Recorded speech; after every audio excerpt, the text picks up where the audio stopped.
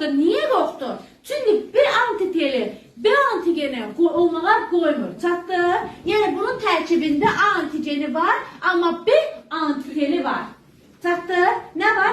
A antigeni, B antigeni var. Üçüncü kan grubu ne işaretli? Ya 0B ya da BB. Homo olanda BB, hetero olanda ise 0B olur. Şimdi bunun terkibinde hansı antigeni var?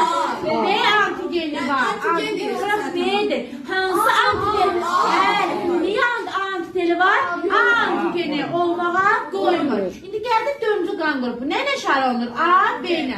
Dördüncü kan grubu həmişə heterodur, birinci kan grubu həmişə homodur. Dördüncü kan grubunda ne var? Hem A antigeni var, hem B antigeni var. Demek ne A ne de B antigeni yoktur. Çattı? Tabii çattı. Aysa. Birinci kan grubunda ne oldu? Ne A antigeni oldu, ne B antigeni.